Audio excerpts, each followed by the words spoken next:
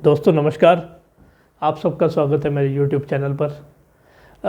दोस्तों आज हम बात करते हैं चौखटों के बारे में। एक बार हमने पहले भी आपके साथ एक सेशन किया था जिसमें हमने चौखट पे बात की थी, तब डोर विंडो डिटेल और इन सब चीज़ों की बात की थी। आज मैं बात करने चाह रहा हूँ एक मटेरियल के बारे में। जब आप चौखट डिसाइड करते हैं किस मटेरियल की रखें किसकी ना रखें, तो इसके कई एस्पेक्ट्स होते हैं, कई नज़रिए, कई कारण होते हैं कि जज कैसे किया जाए। हम क्या मटेरियल रखें, लोहे में रखें, लकड़ी में रखें या पत्थर में रखें। अब जैसे एक फैक्टर तो सबसे बड़ा जो आपकी सोच को हिलाता है वो फैक्टर है दीमक, पानी।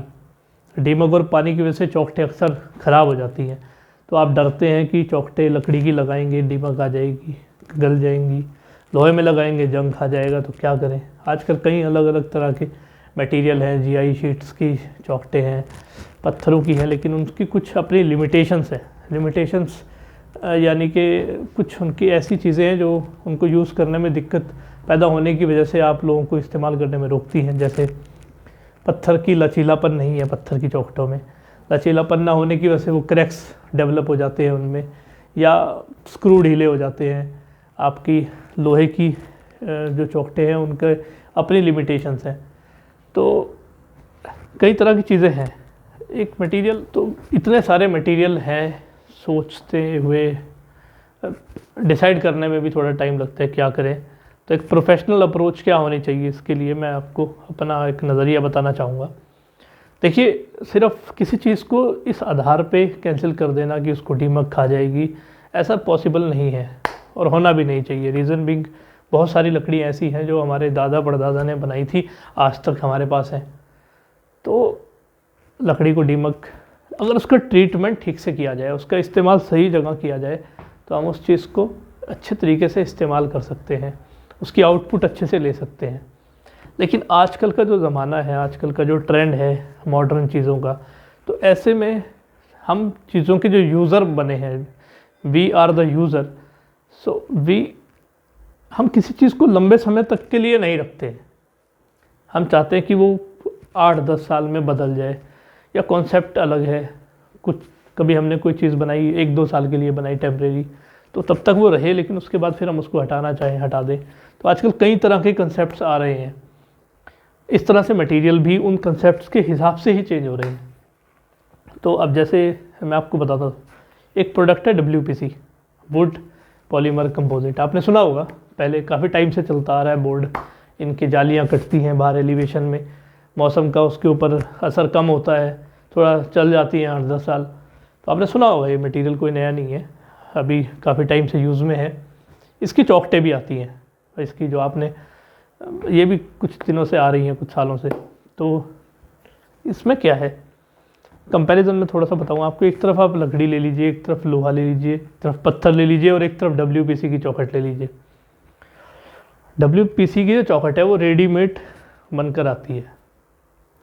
आपकी लकड़ी में आपके फट्टे आते हैं लकड़ के, फिर उसकी आपकी चौखटें बनाई जाती हैं, ठीक है ना। ये बने बनाया है, साइजेस में मिल जाते हैं, 7 foot, 8 foot, 9 foot, 10 foot, 11 foot, 12 foot की लेंथ में मिल जाते हैं। सेक्शंस जो इसकी विड्थ है, उसके सेक्शंस 3, 2.5, 4.5, 5.5, 6.5, इस तरह करके पताम के ऊपर डिपेंड करता है। उन पताम्स के हिसाब से कि जैसे सिंगल पताम है तो कम विड्थ में मिल जाएगा, 3 में, 4 में। अगर डबल पताम है तो 5 में भी जाएगा, 6 में भी जाएगा। डिपेंड करता है कि आपकी यूसेज क्या है और आप उस पर पल्ला कितने वेट का लगाने वाले, ये ज़रूर ध्यान रखिएगा। ज़्यादा भारी दरवाज़ा आप उस चौखट पे ना डाल दें WPC पे, ये भी थोड़ा सा देखने वाली बात है। फिर स्क्रू पे वजन पड़ेगा, और स्क्रू भी अच्छे फुल थ्रेड वाले यूज़ करें ताकि कब्जे अच्छे से चलें। कब्जे भी 4-5 लगाएं कम से कम। तो WPC में क्या है जो आप उसको यूज़ करें, लकड़ी को ना करें। लकड़ी अपनी जगह अच्छी है, WPC अपनी जगह है। WPC की फिनिशिंग अच्छी है, आप उसमें ग्रेन्स नहीं है, मेलामाइन की ज़रूरत नहीं है, आप उस पर सीधा कलर कर सकते हैं। किसी, अगर आपको जैसे वाइट चौखट का मज़ा लेना है तो आप लकड़ी में सस्ते वाली लकड़ी लेंगे, मरंडी ले लेंगे, सस्ते वाली कोई और लेंगे, फिर उस पर आप पेंट डालेंगे तो उसकी लाइफ कम होगी, पक्की बात है, क्योंकि लकड़ी सस्ती है, क्वालिटी अच्छी नहीं होगी तो फिर वो ज़ाहिर सी बात है डीमग और पानी उसको बहुत जल्दी अटैक कर जाएगा। मिलेगा क्या, कुछ दिन की लाइफ।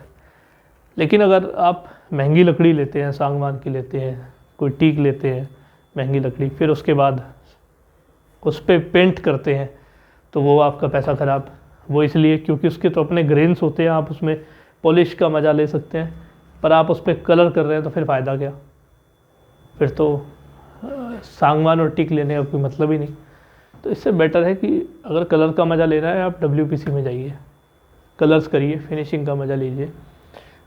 डीमक भी कुछ नहीं बिगाड़ेगी, पानी भी कुछ नहीं बिगाड़ेगा।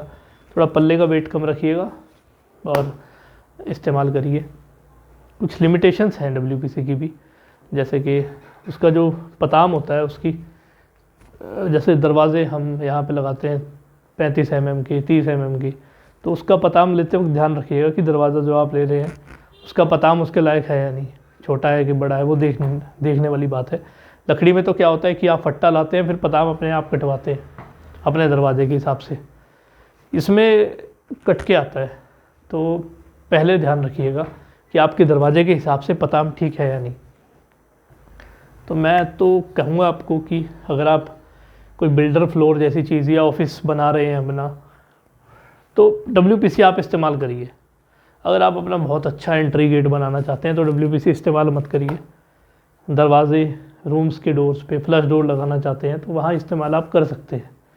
चौखटें भी बनती हैं क्योंकि लेंथ आती है, तो आपकी विंडोज़ भी इसमें बन जाती हैं, वेंटिलेटर्स भी बन जाते हैं, तो आप इस प्रोडक्ट को भी यूज़ कर सकते हैं। WPC एक अच्छा सब्स्टिट्यूट है, सस्ती लकड़ी का अच्छा सब्स्टिट्यूट है। पेंट्स में अगर जाना है तो WPC अच्छा है। लेंथ, इसकी जो ड्यूरेशन है, उम्र जो है वो ज़्यादा है, जिसकी वजह से आपको बार बार इसके ऊपर खर्चा भी नहीं करना पड़ता। लकड़ी आप लाओगे, डीमक का ट्रीटमेंट करोगे, ऑयलिंग करोगे, तब यूज़ करोगे, तो खर्चा ज़्यादा ही, इसमें ऐसा कोई झंझट ही नहीं है। तो अगर लॉन्ग टर्म में देखेंगे तो लकड़ी के मुकाबले तो ये सस्ता ही पड़ेगा आपको। थैंक यू दोस्तों। आज WPC का आपका क्या कहना है इसके बारे में बताइएगा। Thank you.